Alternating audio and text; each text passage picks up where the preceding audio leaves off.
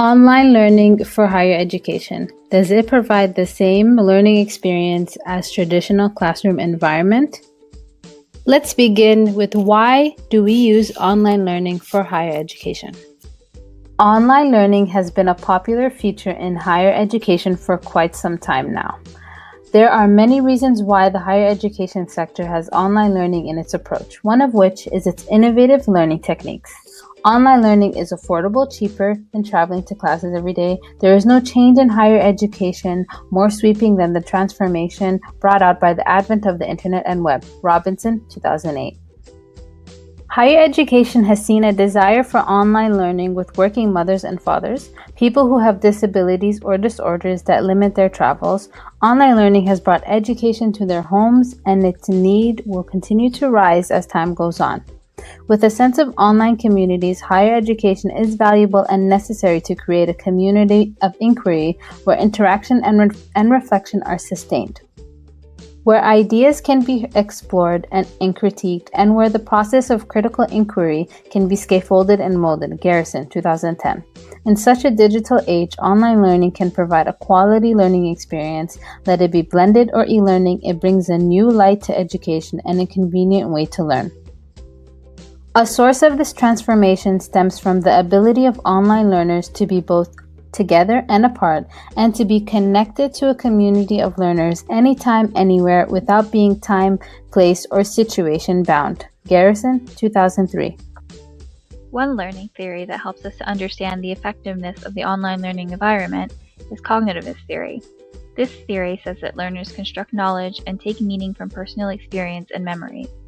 In higher education, online educators must present the materials and use strategies to enable students to process materials efficiently. Since working memory has limited capacity, information should be organized or chunked into pieces of appropriate size to facilitate cognitive processing. When learners are expected to memorize without having a meaningful learning experience, it can be difficult to enjoy the learning process. Because online learning has such an impact on today's higher education, having meaningful memories is key to a better education system. The online learning environment allows learners to not only take the information that is presented, but also to engage in discussions and interactions virtually with other learners, causing the learner to apply their existing knowledge to the learning situation. In the context of online learning, Carolyn Haythornthwaite and Richard Andrews surmise that there are three foundational notions associated with learning theory that help us to make sense of the online learning environment. Transformation is a change in the learner's understanding which is observable in behavior, speech, or writing. Framing is when the learner uses past experiences and personal scope to enhance the learning experience. Emergence is the continuous interactions in the learning environment that add to the learning community. When applying constructivist theory to online learning in higher education, we can see that these foundations are used to engage adult learners by building on the learner's prior experience and knowledge and to assimilate them into an online learning community. Online courses are gaining popularity for professional development in the corporate setting as well. Many of the same principles apply to corporate online learning as adult learning theory, including motivation and cognitive processes, must be considered in both sectors. Due to its cost-effectiveness and lack of commitment to time and location, higher education is not the only sector involved in online learning. Many higher education courses use collaborative learning to enhance group process and development. This type of learning consists of small groups of students who work together on ill-structured problems to both co-construct knowledge as well as share classroom authority. Other sectors, such as K-12 institutions, may also use this approach in their online courses, as the blend of synchronous and asynchronous activities allows for a richer learning experience where learners retain the freedom of the online environment while still socially engaging with other students. The differences that might be seen between the other sectors in higher education is that in higher education, the learning is left up to the students to research and explore the topics, as self-directed learning is expected at the higher educational level. In the higher education online learning environment, the students take on some of the roles which are traditionally held by the instructor. With online learning communities, learners are meant to challenge each other and share resources to encourage discussions. This wouldn't be the case in the K-12 online education, where the teacher would have to act more than just a guide in the learning process. K-12 is more teacher-directed, very structured. This is what I'm looking for, and this is how I want to see it. And there usually is a right or a wrong answer.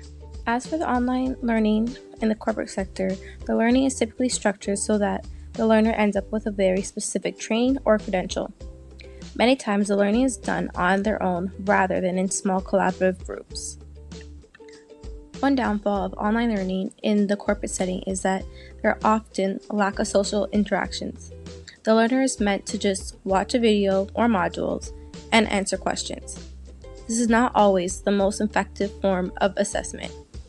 For corporate and the asynchronous learning activities, there is usually no interactions with others. There are both positive and negative views to online learning within the higher education community, both listing extremely good points as to why we should and should not use online learning as an approach.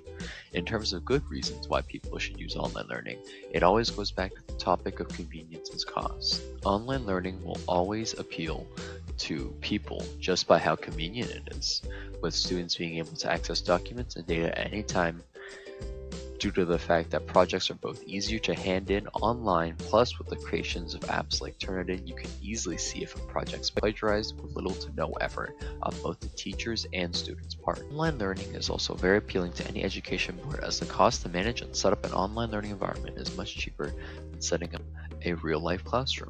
And with the course being online, people from all around the world can apply the course, as there is no learning location restriction behind an online learning environment, which would also increase the enrollment of programs. This would give extra funding that could be spent elsewhere to expand on other school system reasons. People usually stray away from advocating online learning because online learning in its current state is very new.